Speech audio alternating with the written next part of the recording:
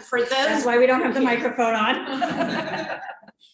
For those that are joining us in Zoom, welcome as well.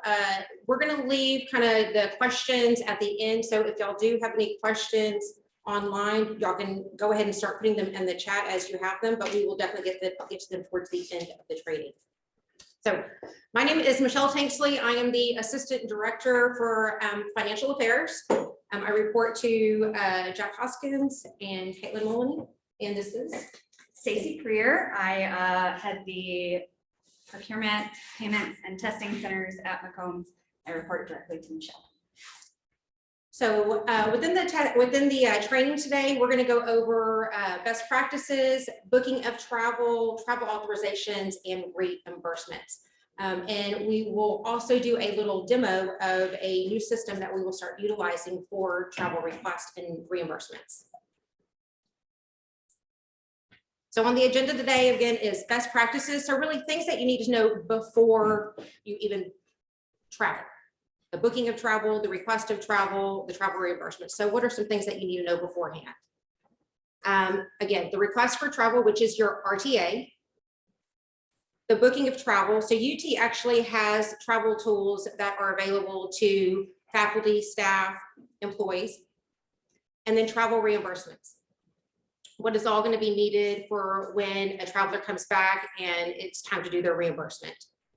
And then of course the request form system. And then we will also, I'm going to give y'all a view of the new travel internet dashboard.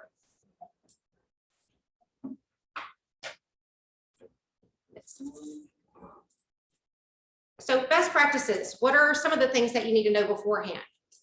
Really, travel dates. You want to include all dates of travel. That means everything away from your traveler's headquarters. So if your traveler has personal dates included, they need to be included on the RTA.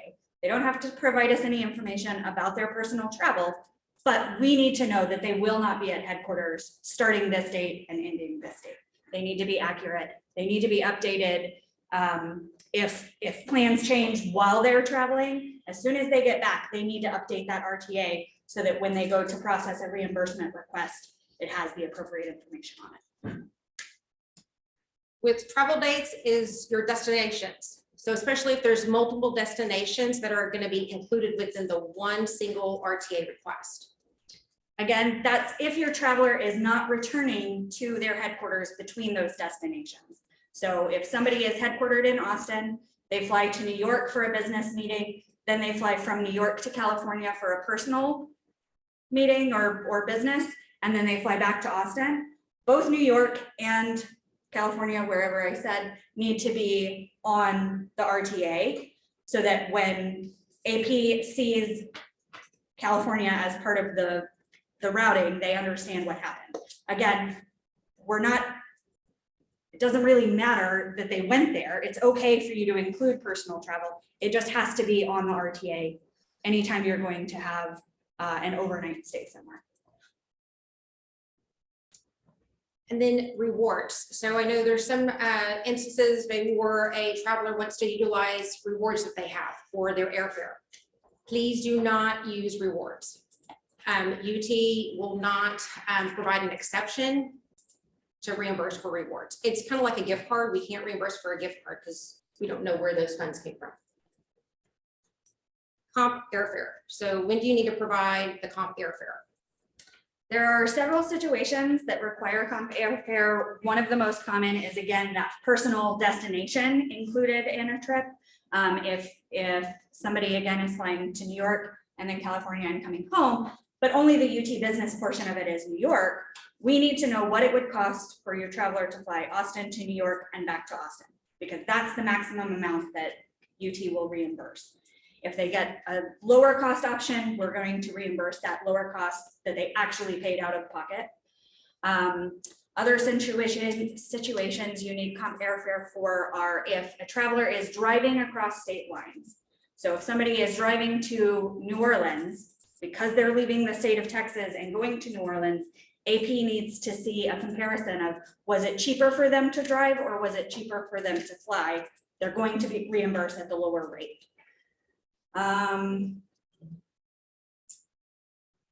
feel like there was one other comp airfare situation. I don't have it written down. Those are the two main. Those are the two main situations. Sharing of rooms, the reimbursement process when two individuals will share a room. So UT will only reimburse an individual for the expenses that they incurred. So if a hotel room is shared, two people incurred each half of that expense. So the first thing you have to specify on your reimbursement request is, was the other individual in the room a UT employee? And for the sake of their intent, that's a student, a staff, a faculty, or somebody on UT business. If they were not, and the folio shows that there were two guests in the room, then you have to have the hotel compare or state whether the single occupancy rate and the double occupancy rate are the same. Again, if that rate increased, they're not going to pay that because there was a second person who was not UT business related.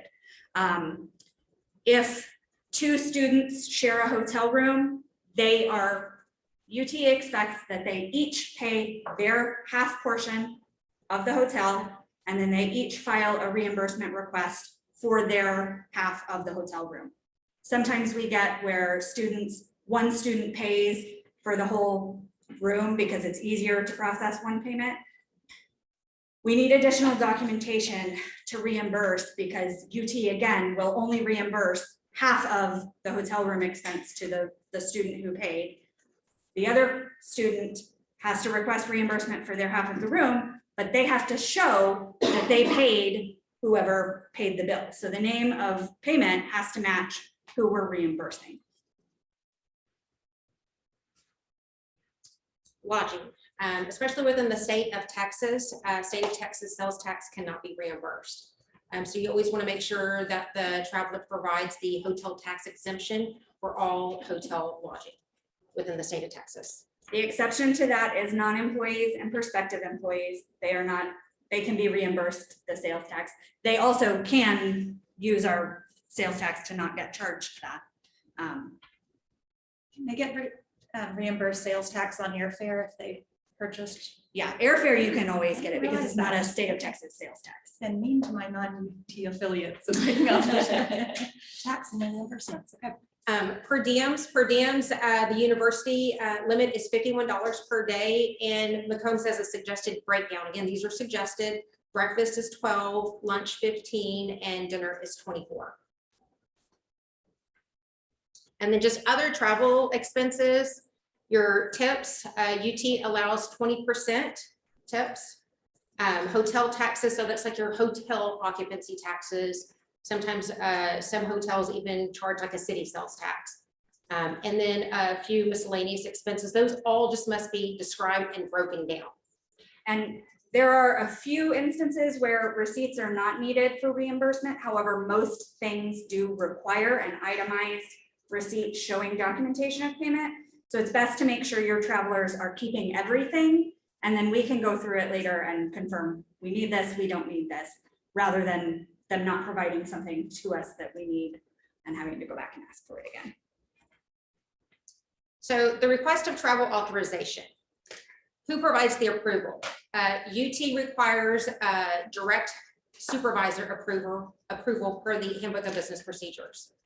The department is really just responsible for maintaining this documentation. And then UTEID is required in addition to a mail code and defined. So if a traveler is not doesn't have a UT mail code created and defined, then we're not able to proceed actually completing the VE5 and define. And then the International Oversight Committee, IOC approval is required for all international travel. And when do you need to request travel? So really the time frame needed to process and approve, I would say currently you really want to make sure that you have your request in within 3 to 5 business days. That's before travel starts, and that's assuming that somebody is paying out of pocket for their expenses and going to get reimbursed. If somebody's trying to book through one of our online tools, Anthony Travel or Concur, that RTA needs to be in place prior to them being able to book and use UT funds to have that payment made for them. So if somebody's trying to book through Anthony Travel or Concur a month before their trip to get the best rate, then that RTA needs to be in place at that time. And again, the 3 to 5 business days is really, as soon as you know a traveler that has a travel request, go ahead and submit it. Even it can be, 3 months out, 6 months out, as soon as you know that. That's just the time frame it's going to take for the payments team to process and approve it. And then blanket RTAs. So if you have a traveler that goes to multiple cities, you can actually do a blanket RTA for those in multiple cities within Texas. So it's the reasons to have the blanket RTAs. It's only for travel purposes within the state of Texas. And again, you can include multiple cities. One single RTA can have up to 10 cities. The blanket RTAs are normally for reimbursement of your transportation only. So this can include mileage, Uber, and parking. Those are all part of your transportation. Now, if the purpose of the travel is the same for each occurrence, meaning for the same trip, that is when you can also include reimburse, where you can reimburse for lodging and meals, but it's only if it's the same purpose. And only if it's outside of somebody's headquarters.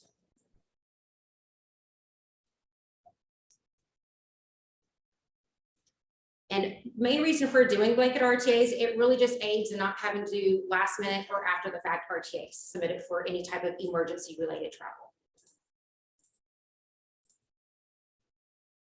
Now, how would you submit these for processing? Really, you just want to submit the request to include the entire dates of the travel. So this could be for an entire fiscal year, if you would like. Some departments just do it per semester. So it's either or, but you want to include that entire date range. And again, you want to include all the cities, all the potential cities that they could be going to. And again, one single RTA can have up to 10 cities included in them. And then we can always process a VE6, which is a correction travel voucher, if we ever need to add any cities after the fact. So if you've processed a VE5 for a blanket, you've only included 5, 2 months later, it's still within the time frame of this blanket request. The traveler comes to you and they need to add another city within Texas, 1 or 2. You can go ahead and ask Stacy's team to do a VE6 to add those dates, or excuse me, those cities. And then normally with blanket RTAs, we just do a placeholder for the encumbrance amount. And that placeholder is just $1.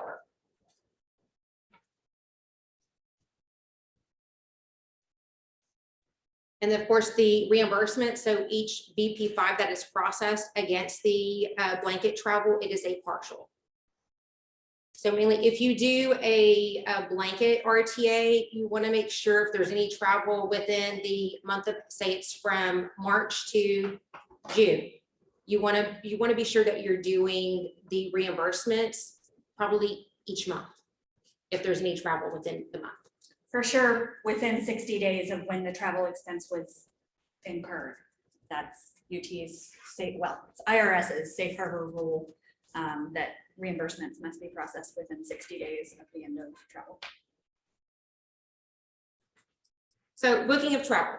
And like we said earlier, the university actually does have some travel tools that are accessible to all university employees.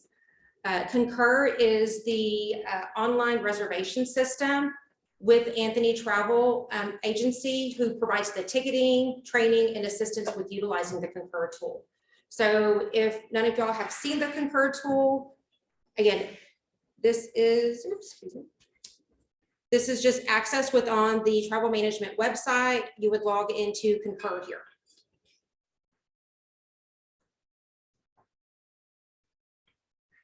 The main benefits of utilizing the system. So one of the top ones is it's direct bill for airfare. There's no out-of-pocket expense for the traveler themselves. Because if the traveler does book their own airfare, they have to wait till after the travel to get the reimbursement. So if a traveler tries to book travel 6 months in advance, they have to wait that 6 months to get that travel reimbursement then. All travelers still have the option to personal pay on their, if they would like to, in order to receive their rewards. So it also allows travelers to research and book not only air, but also car and hotel reservations for a reduced rate. And then it also features a secure travel profile to automatically add any airline, car, or hotel memberships to reservations. And another nice feature is the traveler can also delegate their travel arrangements to a support staff, within their department on their behalf. So the traveler doesn't have to be the one actually doing the booking, the reservation. Someone within their administrative staff can do that for them if they would like. Travel reimbursements. I know Stacy said this earlier, but mainly when do you want to submit these? They must be submitted within 60 days from the end date of travel. And that's the actual end date for that particular portion. So if you've got, again, that blanket RTA, that's for the full semester, but you had travel expenses occur in January, you don't want to wait until May to try to submit those. That's more than 60 days, and they could be subject to being taxed on the expense. So in addition to the being taxed, any late submission requires a late reimbursement request. So there is a DocuSign power form that we have that has to be filled out, and the approval has to be included as supporting documentation within the reimbursement request. What are some of the required documentation and receipts?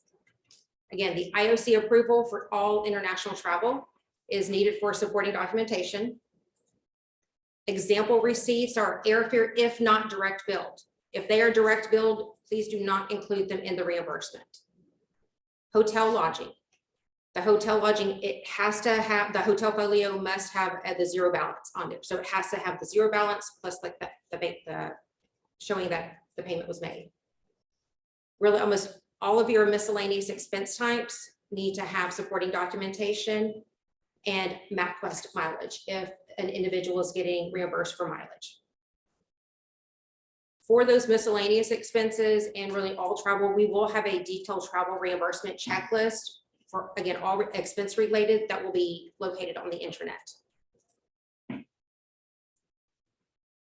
So the request form system, we're going to kind of just go over a brief little overview, and then we'll go ahead and go in and do a couple demos of the system itself. So just real quick, this is going to be the system that is replacing submitting travel authorization requests and reimbursement requests through the intranet. This goes live on Monday. As of Monday, you will not, actually as of Friday afternoon, you will not be able to create a new request within the intranet. So this is what we're moving to. And this is a university-wide system, so it's already on UT Direct within the administrative application sections. So the main benefits that and why we're going to be moving over to a new system is it has a direct interface with not only Define, but also the image retrieval system. So that direct interface with the image retrieval system really does a quicker turnaround time on the reimbursement process. The reimbursements get approved a lot quicker than just the current process right now. And it's because of all the steps that the payments team has to do in order to get the supporting documentation to main AP's travel section for final approval. The receipts are uploaded directly to the request, and that's why it has that interface with image retrieval. And again, that's why it has that quicker turnaround time for final approval. And then it also provides transparency. So you're still going to be able to view requests that you created, and you could also review department requests, in addition to any requests that need action taken. And it is accessible to all university employees. So any university employee is able to access the system.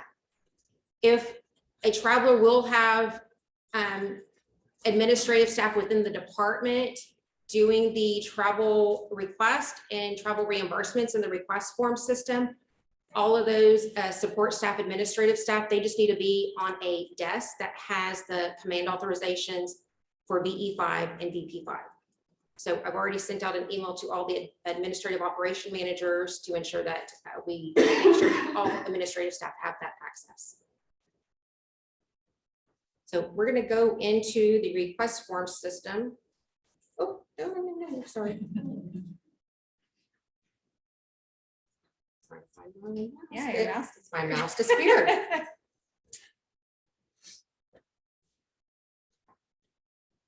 So the one thing about the request form system, or one of the things, is sometimes it can be a little slow. Again, it's through UT Direct. It's a UT-wide system. So just be patient with it. If you're having issues with it, try to take screenshots of exactly what's happening. That's the best way we can help you identify what's going on. You might also, if when you try to submit something on behalf of someone else, if you get an error message, that's where Michelle was talking about, they need to be set up on a particular desk. So just reach out to Michelle or I, let us know, we'll get that corrected for you. So within the request home, once you get in there, you're gonna look to the expense request. So we're only gonna be utilizing the bottom two for right now. We're not implementing any of the other ones. It is just the travel authorization request and then the travel reimbursement request. So for a travel authorization request, you would go in and create. It's slow this morning. So as soon as you go in and create, it has the assigned to you. So it's already assigned to you, who it's created, and any last updates that are done.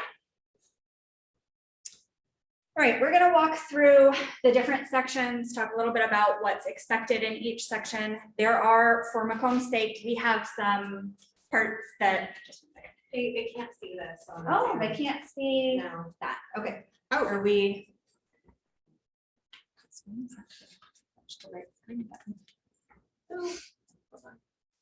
Thank you. Okay, let me stop sharing.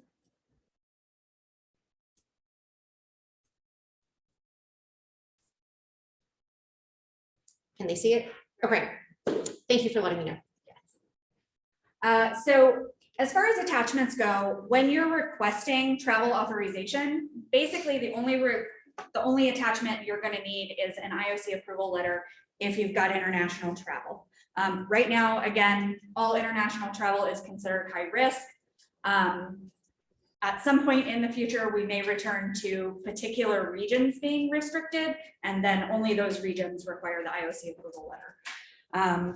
Basically, for a authorization request, we're not needing any other attachments at that time. As you scroll down, you're going to get to the request information. The requester UTEID auto-populates with whoever has started this form. That's fine. That just gives us an indication of who initiated the form. In the description field, we'd like you to put, we think it will be most helpful if you put the destination and the dates of travel. We've seen a lot with our piloting of last name, destination, and dates. And realistically, I don't think that last name is needed because it's already tied to your form. This will be helpful to you, something like New York, March 2022. If somebody is traveling to New York, that helps you identify this was their March trip, not their April trip. Again, be as specific as you need to be based on what you know about your traveler. In the request notes field, this is one of the spots where there are minimum of 3 bits of required detail. We can't control this form because it is a UT form. So I'm going to tell you what those are. We have them referenced in our flow chart that we'll show you in a bit. If you ever have questions, reach out to us. We're going to make sure that information is available for reference. In the request notes, the first thing you're going to specify is your traveler's headquarters. So very often you can type HQ:Austin. Most of our travelers are headquartered at UT Austin, so that'll be sufficient there. Then we're going to specify your traveler type. There are only 4 traveler types in UT's system. They are employee, non-employee, student, or prospective employee.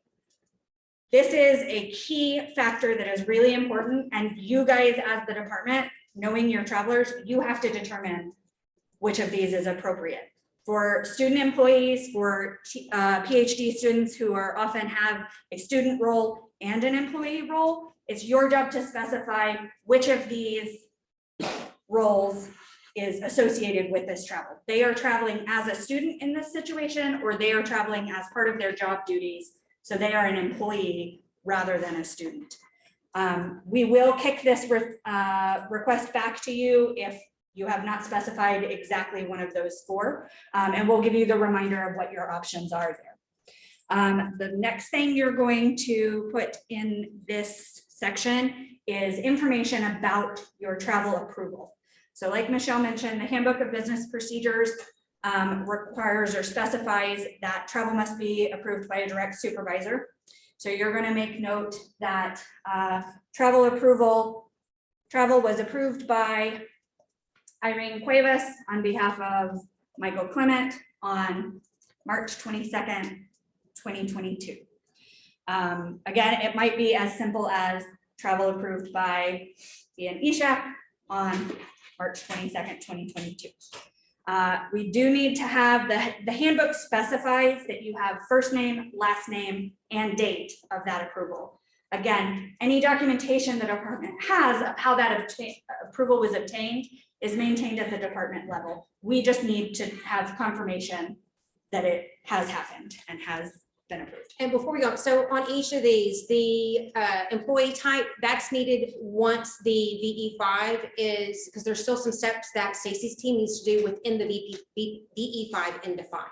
So the traveler type does not go over into, that is one portion that does not go over into define. So they have to select that. Again, they don't know that information. Y'all, the ones that are doing the request, y'all would know that information. We don't have the VE5 set up where it routes through the department to do the approval. So that's why we need the approval notated within the request notes. This request notes field transfers directly into define. It doesn't put it in the area that it needs to be, but these notes do transfer. So be conscientious of what you're putting in that section. Really, you only need these 3 bits of required detail and 1 optional bit of detail, which is if on the off chance you happen to be doing an after the fact RTA, which shouldn't happen often, then you're going to put your explanation of why the department didn't have the RTA done in time. Outside of that, if you have notes that you're trying to communicate, you just want to have on file for the record of the department, if you need to go back and look at it, or if you're trying to communicate information directly to my team, please don't put that in this request notes section, because again, that transfers into the defined document and we cannot erase it. So if you have a question about something or accidentally misrepresent something, sometimes that can complicate things with AP when they're trying to approve. So keep those notes. I'll show you where to put them later. For your traveler information, again, Michelle mentioned you have to have an EID and you actually have to have an active mail code.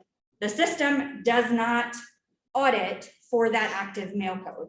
It will allow you to submit forward as long as you have a valid UT EID there. We do ask that you use the GG3 or GG4 screen in Define to verify that there is an active and correct mail code available before you submit those. It is part of our process. So again, if you miss one and it gets to my team, we're going to kick it back to you so that that step can be done before it is routed back to my team to take any action on. Traveler's contact information and this question about the faculty travel grant. Again, that's departmental record information. You can put that there. Anybody that views this request can see that at any time. It's an easy place that will always be accessible for you to go back if there's an emergency while someone is traveling and you need to know who to contact for them. You can put that information there. My team does nothing with that. Again, those 2 bits are strictly for departmental information. And if on the faculty travel grant, if you click yes, it will have a link to the program website. You can click no, or you can leave it blank because it's not a required field. As we move into the travel information, again, this is information you guys are accustomed to providing to us already. We have the purpose of travel. These are the same as what has been listed in the intranet, what you're accustomed to specifying already. If you select other, you do need to specify what that other reason is. The biggest issue we see in this section, again, you know your traveler's purpose. I just want to make the distinction between a prospective employee and recruiting of a prospective employee or student. So the UT employee or student or whoever is going on behalf of UT to do the actual recruiting is going to be recruit prospective employee as their purpose. The individual that is being recruited is going to be your prospective employee. If you have somebody traveling to recruit a prospective student, again, the traveler who is recruiting is, their purpose is recruit. The student themselves, which if you've got somebody traveling to them, you probably won't have the RTA, but if you were creating an RTA for somebody, a student that you're trying to recruit coming to campus, their RTA purpose would be other, and you can specify student recruit as that reason. The travel information section, again, benefits to UT, disposition of duties. Those are both things you guys have already been doing. Same options you have there. We do ask that you put something in that purpose comments for each of those sections, even though this form does not require it, Define often does. So we need whatever information you can give us there. And going back up to purpose of travel for this, I selected the attend meeting conference or paper. So it does then require the conference meeting name and paper title, or if there's any URL links that you have.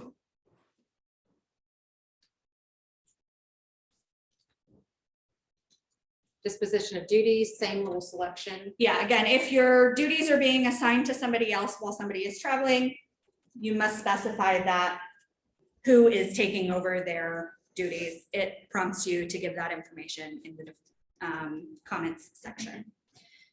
As you move down, you've got your destination information. Again, you're going to add your start and your end date of travel. That includes all of the time that they are away from their headquarters.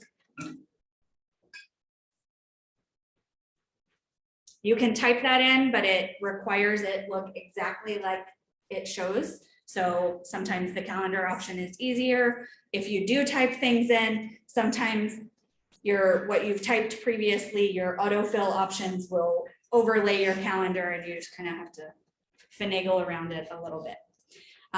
For destinations, you're going to add your city and state or city and country. We do need it in that format. If somebody is traveling to Notre Dame, please don't list Notre Dame University as your destination. Put the city and the state where they're going to be. You can add an additional destination. There is the option of a destination code. You are welcome to do that, but that section is something that my team will ensure is done accurately.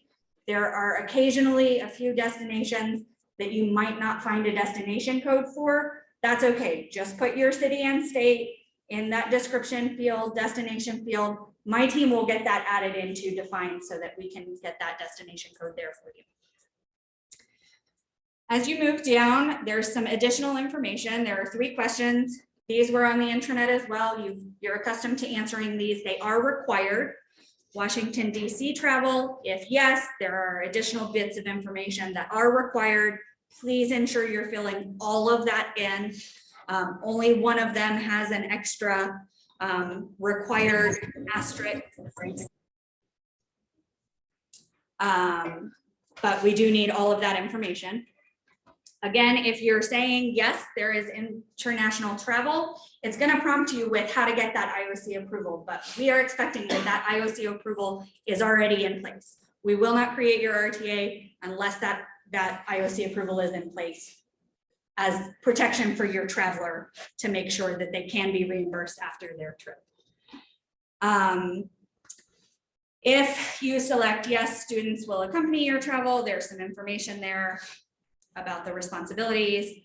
More often than not, the answer is no. You move down to account information. There again is a little bit of information that my team does use here and some that we don't use. This first question, will a third party reimburse UT for the travel? If another university is sponsoring and they're providing the hotel and they're providing meals for your traveler, great, you can say yes. That means nothing to my team. We're going to create the RTA the same way. that we typically would. All good. We're not going to take any additional action, just like probably you're not going to. It's the traveler's responsibility to communicate with whoever is sponsoring their travel. Will a UT account be used for travel? Yes or no? Again, no is a no cost RTA to UT. We can do that if they end up coming back with costs. We need to create a VE6 to change that before we can process a reimbursement. If you say yes, it gives you the option to put in your account information. It's going to ask you if you want to put in department codes. As you guys know, we've moved away from most of our department codes right now. If you have a code 6 optional that you would like us to include, you can go ahead and say yes there. But otherwise, you just say no. We know what the code 3 is. We will handle that step for you. Then you'll put in your account information. Again, your estimated cost, however your department wants to do it. If you decide you don't want to encumber funds, you only want to encumber a placeholder of $1, you put that $1 there and your account number. You don't have to put the account description. If somebody is putting an account description and as things route through your AOMs, the department has to specify the actual account number. My team does not have a active list of descriptions to be able to find the account number for you. You can add more account lines if you're going to be splitting your travel and take them away if necessary. Some traveler types require an expenditure breakdown. So if you're saying you want to encumber $500 for that traveler, you have to tell us where that $500 is going to be: meals, lodging, transportation, other. Ultimately, again, for the RTA purpose, we don't care where anything is. That's how you guys can record that information. But we may kick something back to you asking for an expenditure breakdown if you haven't provided one for non-employees or prospective employees. Those are the 2 traveler types that require us to put that information. You can put that information in for everybody and it will include, it just needs to make sure that it matches the total amount of the accounts that you have. Traveler assistance information. Again, this is kind of a department record section. If you have individuals who are completing this and then routing it to an admin group for processing, they can put in what they might need help with here, but my team does not do anything with this information. So if somebody puts that they need help with their airfare there, please know we are not going to help with that. Once you've got all your fields completed, it is very, very, very important to click save for later. Sometimes when you click continue, it does not save changes. So you want to make sure you click save for later every time. And so I just did this an example. If you click save for later and something's missing, it will definitely alert you at the top. You'll get this nice little red bar at the top and you'll just want to scroll down. And so I was missing the conference meeting name. So I'm just going to be putting testing in here. Then it will allow you to save for later. And your request is essentially filled out. The next step is going to be assign. So you're going to click on the assign tab, and depending on how your department is set up, whether you have administrative teams who process before AOMs or whether you're just intended to assign it directly to your AOM, you'll go in and you'll assign, either you can assign to a UT EID or a group. If your department has groups, they have been set up and they have specific codes. So you'll get with your AOM to provide that information to you if you don't already have it. If you're assigning to your AOM, you're going to use their UT EID to assign it. You will not assign new requests directly to my team. That will only happen via the AOM. They will assign to the McCombs Travel Group. This assignment note section, that's where you need to put any information that you're trying to communicate directly with us.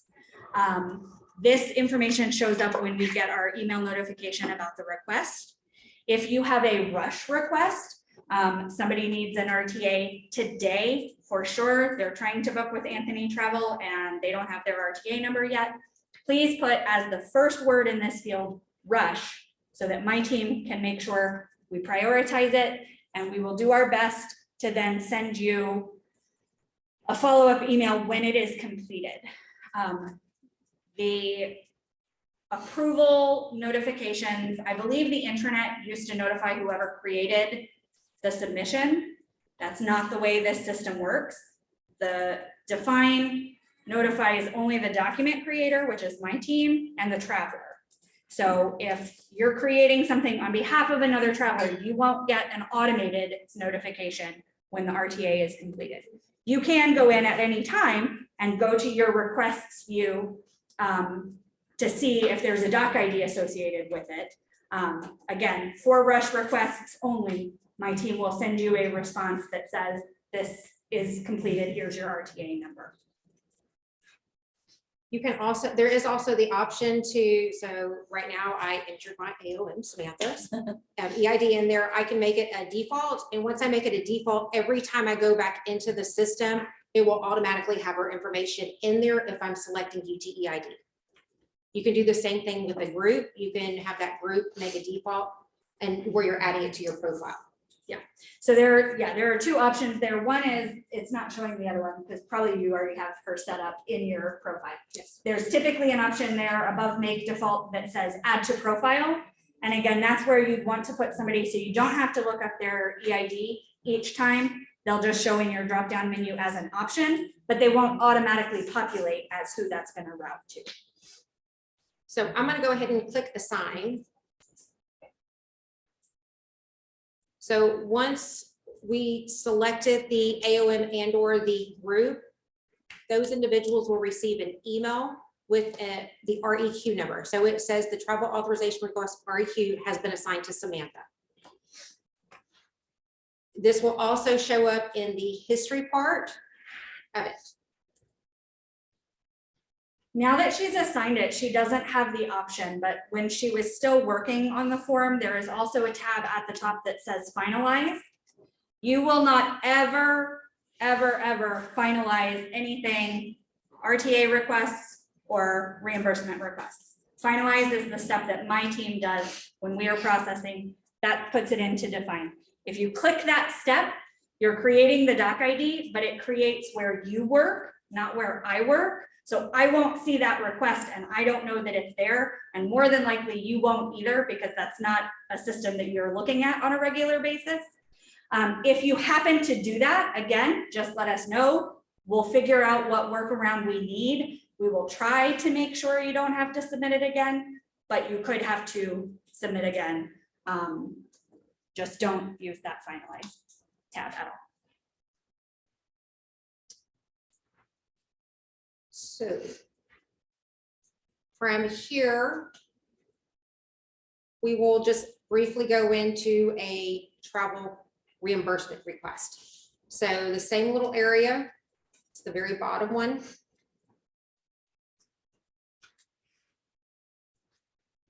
It's thinking. So since I created the request in here, my destination is already showing up. Again, it's going off of the traveler UTEID, which is auto-populated as Michelle. She can change that to be anybody's EID. It will show, again, whatever's in the system for that traveler. It takes a minute for it to recognize a change. You don't have to hit enter. You just have to be patient. Yeah, It's and really this, annoying. this particular destination that's in here, this is already a test one that Stacy and I did yesterday, so that's why it's showing up. The one that I just assigned to is Samantha is not going to show up in here just yet because that BE5 has not been final approved within Define. If it was final approved within Define, it would show up in here.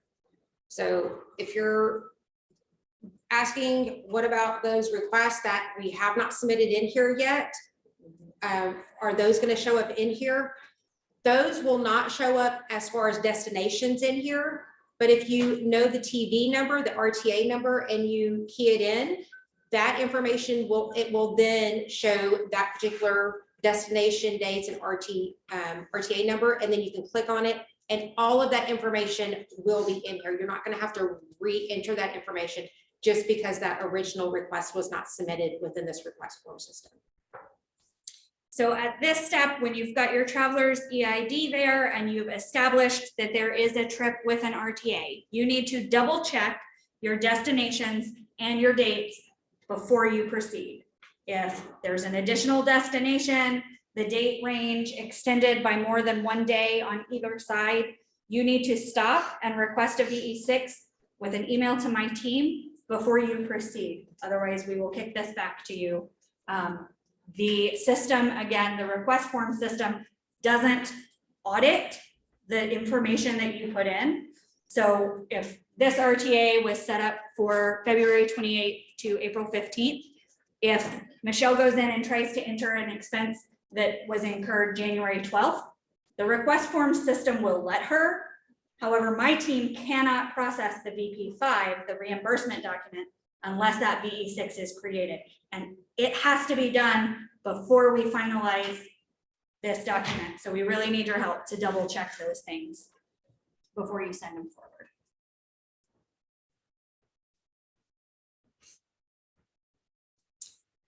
This form looks pretty much the same. I'm going to touch on just a couple of the spots that have kind of some less obvious information. Attachments, that's going to be obviously all of your expense receipts that you have. If you have international travel, that IOC approval letter must be attached at this stage as well. It's the department responsibility to provide it at the time of reimbursement. We also, if you're submitting your request more than 60 days after the end of travel, that late reimbursement request form needs to be attached there as well. It is our preference that you attach your receipts individually rather than in a single PDF packet. The reason for that is if something is not needed or something isn't the right receipt, it doesn't show what we need, we have to take it out.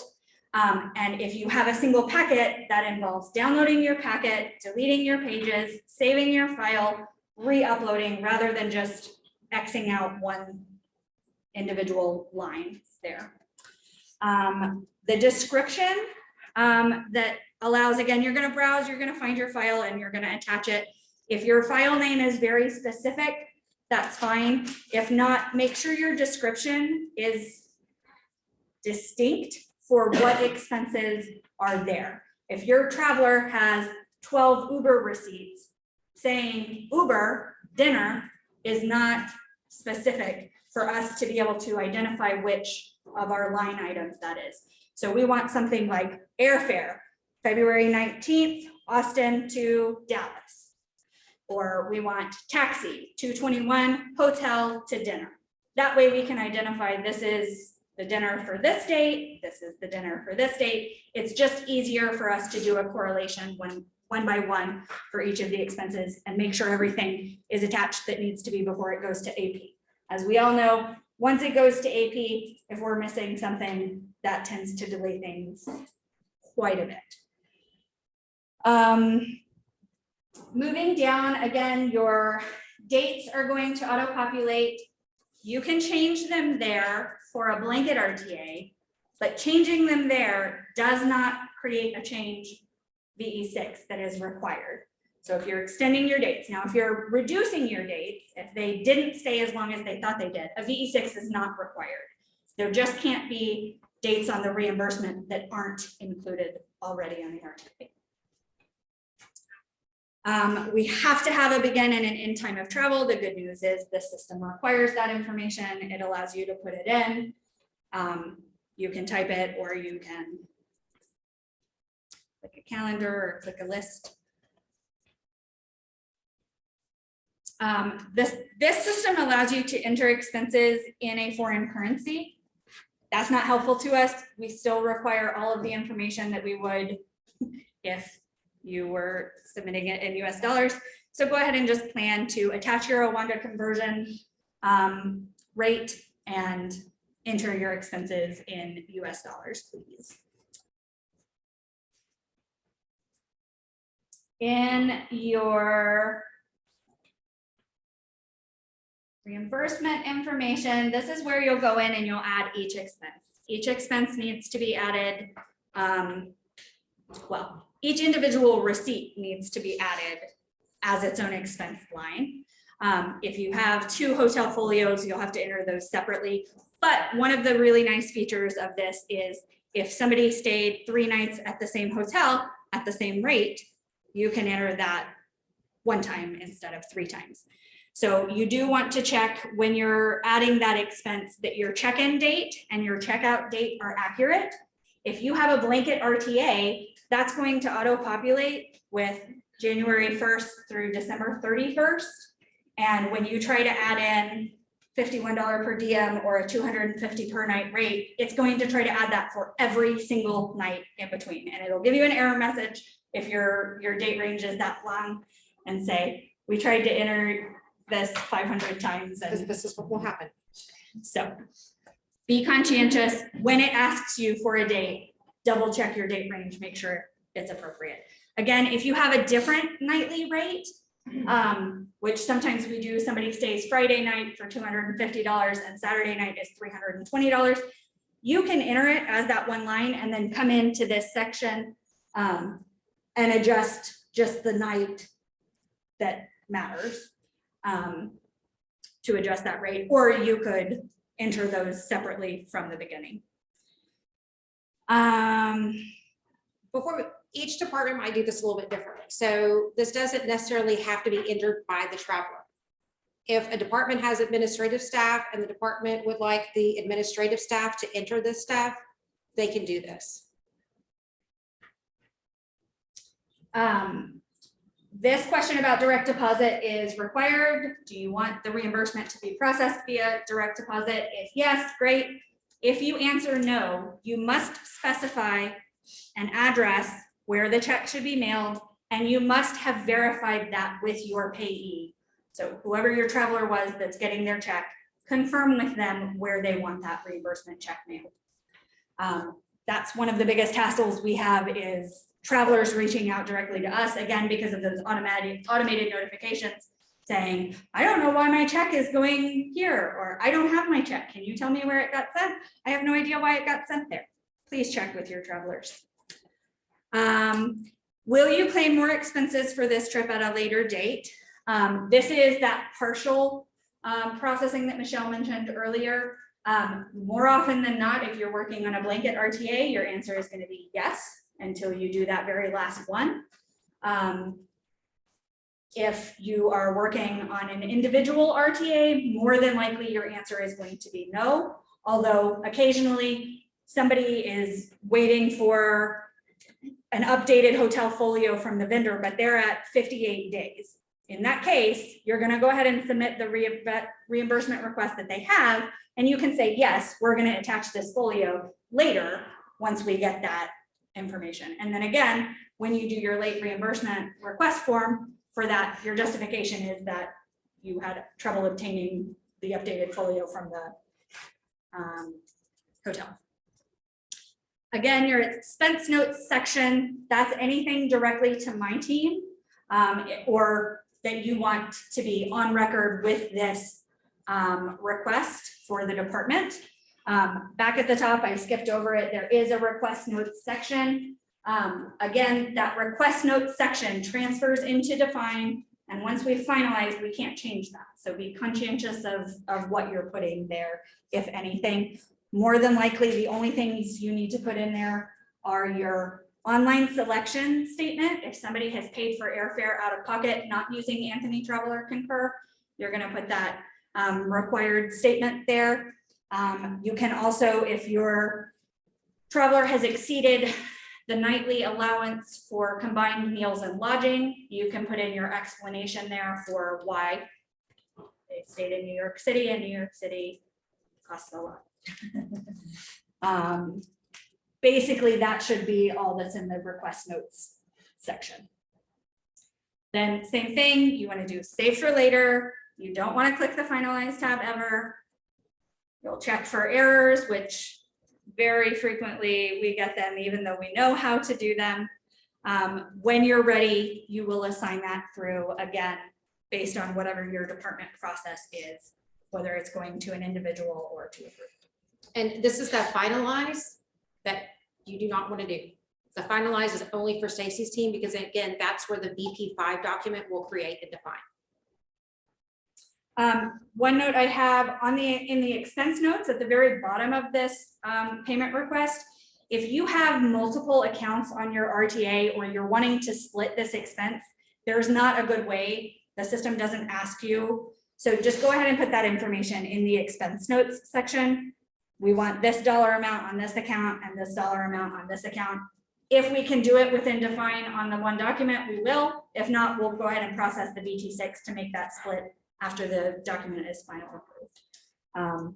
Also, parking is one of the instances where a receipt is not required. However, if you don't provide a receipt, you must specify the location of the parking. That's something that you would put in the expense notes section for my team. Parking on this date was at this hotel.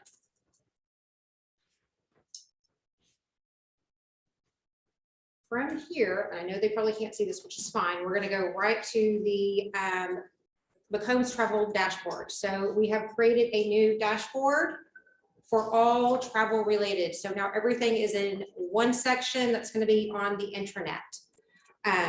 This page, there will be a link to this page on the main intranet front page. So right now we have every single McCombs travel processes and workflows. So this is a direct link to the request form system.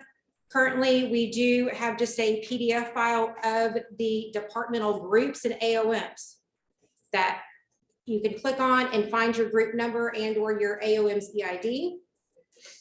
We have workflows for the authorization and the reimbursement. So the workflows basically shows everything that we just demoed within the request system itself. This is also a quick PDF of the hotel tax occupancy tax exemption. I already have the UT information filled in. The only thing that the traveler needs to do is print it off and sign their guest name, and that's it. Again, just a little bit more information about doing a blanket RTA. If you have any non-employee travel authorization, this is now a DocuSign power form. So that's already a quick link. You just open up that link and you fill out the information that's needed on the power form itself. Same thing with the late reimbursement request. That's a DocuSign power form. You open that up and you just fill out all the information that's needed. On this side over here, these are all just quick links to UT travel resources. So I just got a quick link to the Handbook of Business Procedures, the Concur online booking tool, the faculty travel grant, the IOC approval, your currency converter, MapQuest. The first class or business class or seating upgrade. So this is a exemption request. UT typically does not reimburse for that unless you have this approval. That's the other instance where you would need a comp airfare. If your traveler flew business class without talking to you and didn't get an exception for that, then we will reimburse at the comp airfare rate. For any departments that need student group travel and or hotel meeting events, a credit card application, this is a direct link to that power form as well. And this power form is a travel management power form. And then just a link to Where's My Traveler. So basically all of the information that we just went over in the travel training is on this main dashboard as well. So it has your pre-plan, your pre-travel planning information, the things that you need to know. This is a direct link. You can click on this little icon here and it takes you directly to the request form system. And we have the step-by-step information that you need. Same thing with the UT Concur online booking tool. Tells you all of the nice little benefits. There's also a mobile app for the for Concur as well. You just click on this direct link and it takes you right to the travel management site. And then the same thing with the travel reimbursement request. It's a direct link. It takes you right there and tells you all the information that you need. Eventually, the recording of this session and probably some walkthrough videos of a step-by-step for each of the requests, the authorization request and the reimbursement request forms will also be on this website. Give us some time to get it. We will update this regularly.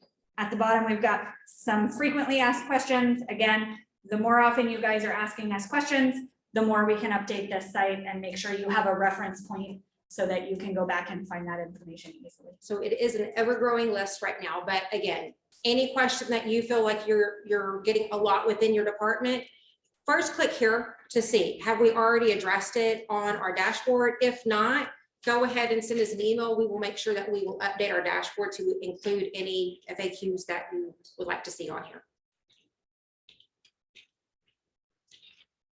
And that is it of the training right now. So I'm going to go in. There are a lot of chats in here. So let me see. It is often cheaper to drive. Is it really true that they will reimburse at the lower rate? So UT doesn't reimburse at a mileage rate if it's cheaper to drive than fly, unless, again, you're crossing state lines.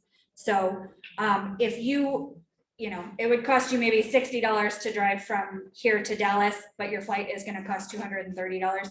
UT recognizes that there's a benefit to flying. It's going to save you time. It's going to allow you to work while you're traveling. So there, again, it's a matter of when you're crossing state lines, you have to show that driving is cheaper than flying. So we have a lot of the tips on here, tips on pre-tax or post-tax amount. Just want to confirm, you said they will cover up to 20% of a subtotal. That is pre-tax. They will kick it back if you've included tax. That's on Ubers, that's on food. That's the general rule for anything, entertainment or travel. So if the traveler client does not want to fill out the late reimbursement request, is it okay to add a note saying that one will not be provided, or is it a requirement to fill out the request? UT requires a memo, a late reimbursement memo. That's why we put it in a DocuSign Power form. So you can't just put a note within the travel reimbursement regarding the late submittal. It has to be in a memo format.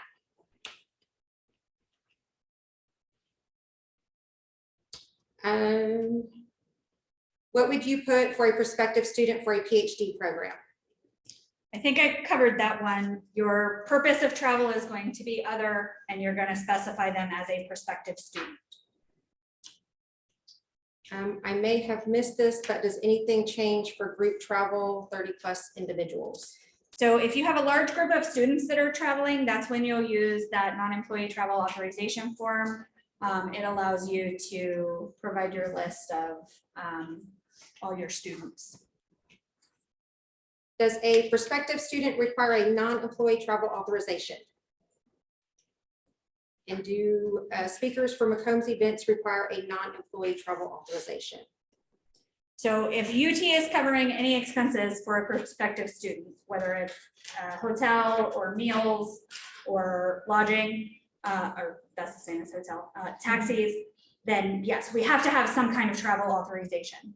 Either you can submit an RTA request, which will be to cover any expenses that are going to be reimbursed directly to the traveler. If they are not going to be paying anything out of pocket, they're going to be staying at AT&T, and AT&T is going to invoice UT directly. We're covering all their meals because they're going to meet with faculty who are going to pay for it. If they're not going to be reimbursed any direct expenses, then you can use that travel authorization, non-employee travel authorization form instead. You don't typically have a non-employee travel authorization form and an RTA. So that would be the same case with the speakers as well. Yes, same thing. If it doesn't matter who your traveler is, if you're outside of employees, students must have an RTA. So that's all the questions online. Do we have any questions in person? Yeah, but those mail codes that we're talking about, like, I'm the only one in our department that has access to required, and I don't even think I have access to that portion. So can we find those through the UT directory? That's, I don't know if you do. We can't, so it's either define and or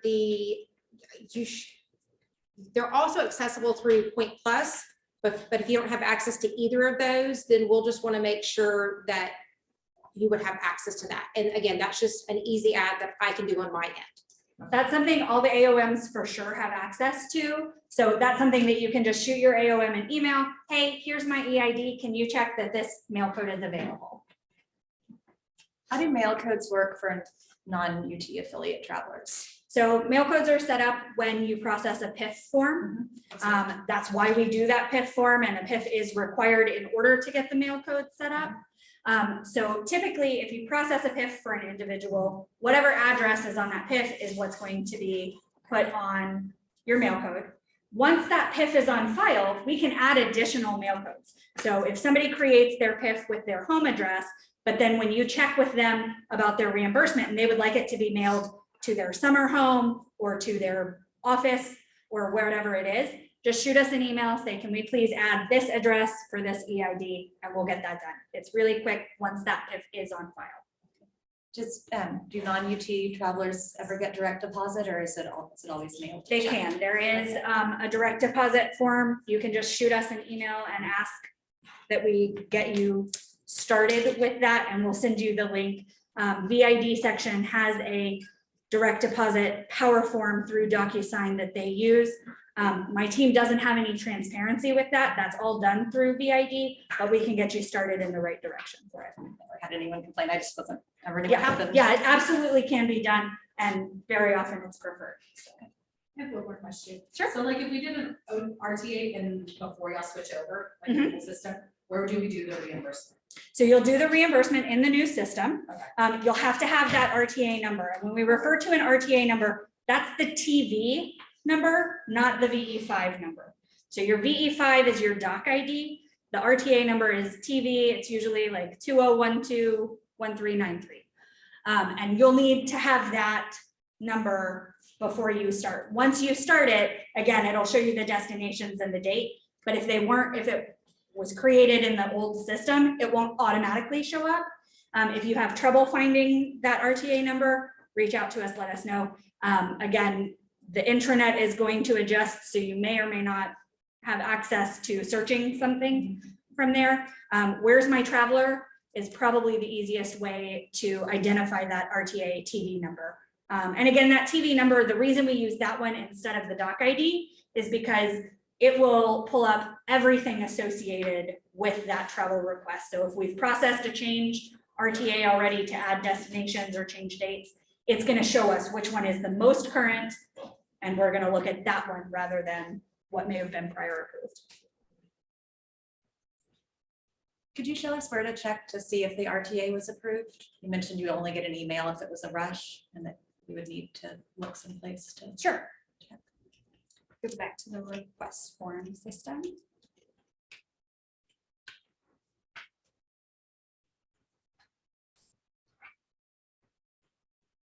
So on Let me the, share my screen. Oh. Just so the Zoom users can see it as well. Perfect.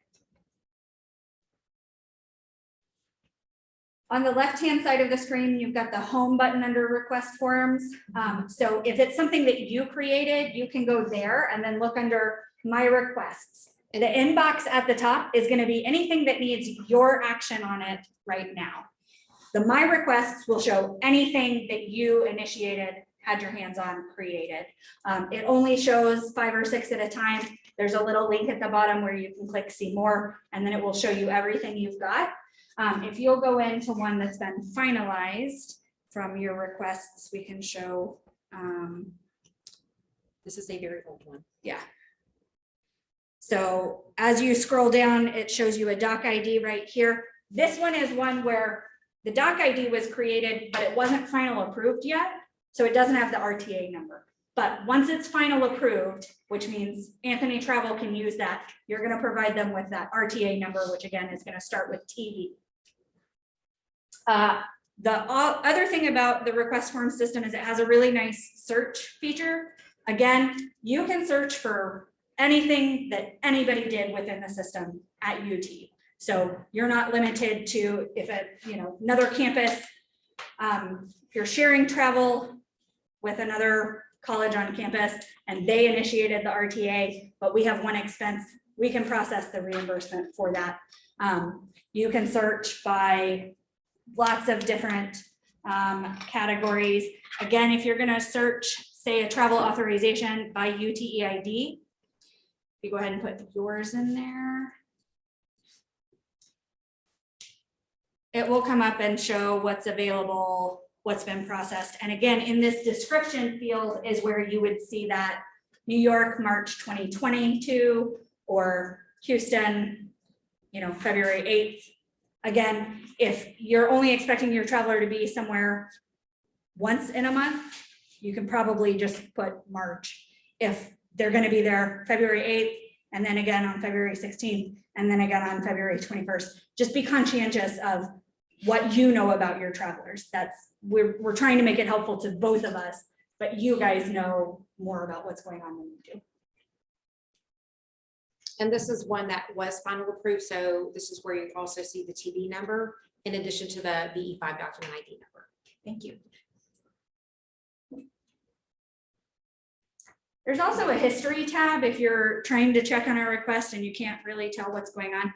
On that request tab, which is what initially opens, it will always show you who it's assigned to, but you can also go through the history and look at what notes somebody assigned something with. So if there was a request, if we return something to you, we're going to return it with an assignment note that specifies what you need to correct.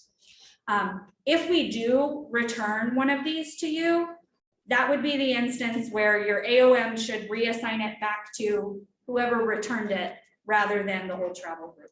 Otherwise, you're just assigning to the whole travel group. And this last updated information, that is actually pulling from Define as well, because during this test, Rebecca is the one that actually went into Define to approve the BE5. So again, that's where it's interfacing with Define as well. Not just in the creation of the BE5, but also the action that is being taken within Define on the BE5. Sorry if this is repetitive, but if we do an RTA way in advance and the dates of travel wiggle around, is it true that there's still a 1 day grace period, day before and day after? And if it changes more than that, we need to request a V6? Yes, that's correct.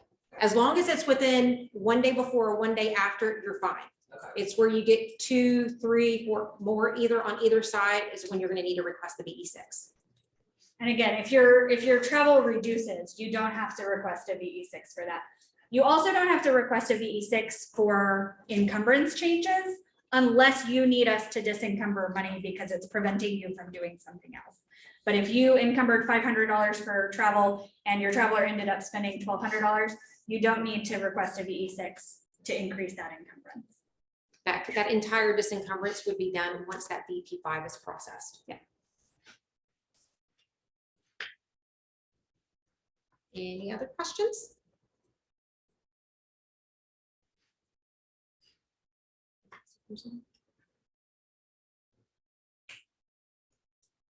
There was one about the mail code that I believe we've already answered that, of where to find those. So again, the mail code is within the GG3 by the employee's name or individual's name, and GG4 by the actual EID number, if they have an EID number. And again, so you're just searching if there is a direct deposit, if they want direct deposit, or a physical address that they want it sent to at their home. They can even have it sent to their campus mail code as an option. Is it possible for us to put our own office mail code, or does it have to be associated with travel?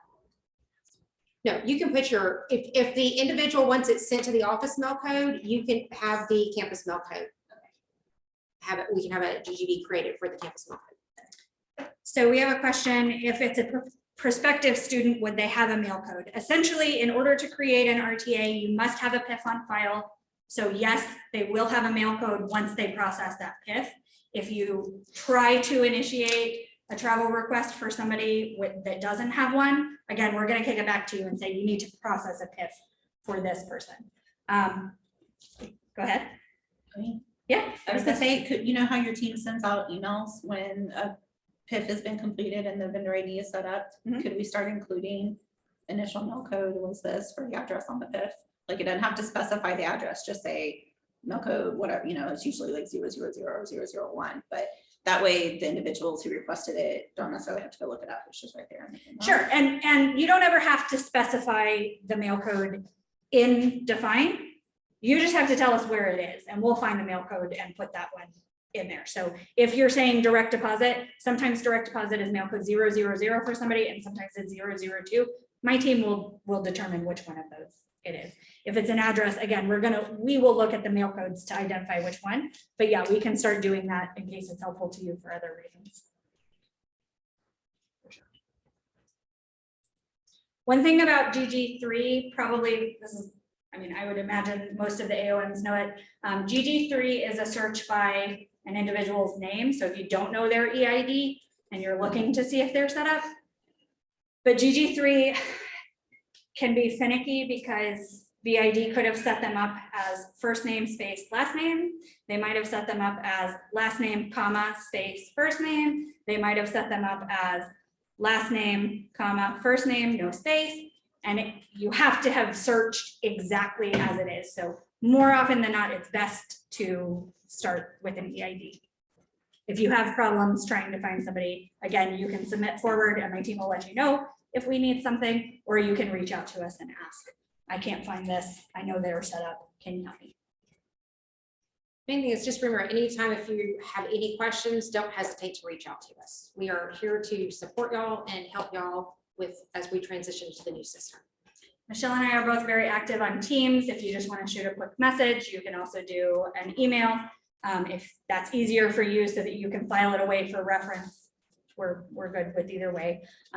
Again, if it is a really good question that probably is going to come up a lot, we will probably add it to the frequently asked questions or we may forward out an answer to everybody. Hey, somebody asked about this and we think everybody would benefit. So please don't be shy. One more question. If I made a request last week, it will just continue through the old request.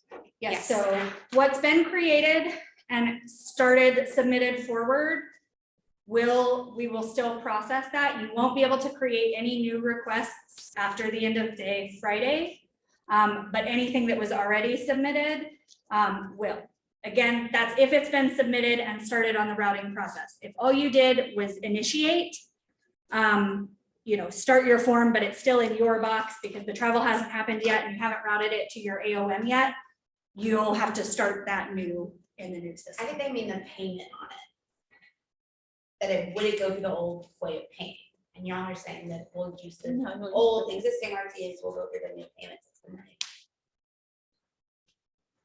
They just made the RTA, but they just made it this week. Yeah, so we'll process the RTA based on that DTN in the intranet when it gets to our team.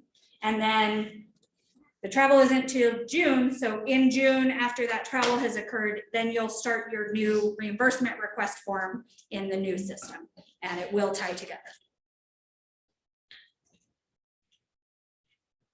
So Monday, any new travel requests and Monday, any new travel reimbursement request will all be in the new system. So if you try and go into the system on Monday in the SharePoint intranet system, there will no longer be a travel option on there. It will kind of force you to go into the new system. Yes. If we have RTAs that need to submit soon, do you recommend waiting until Monday to do them so it's all in the new system? You can start in this request system today. Okay. And I would recommend that you do that. If you're starting something new, it officially goes live. We're going to force you to start on Monday, but we have been piloting this. My team is already working through the system. Go ahead and just submit it that way. Get some practice, ask some questions, let us know what you guys run into. Yes, there have been a few departments piloting it, and not all of the departments though.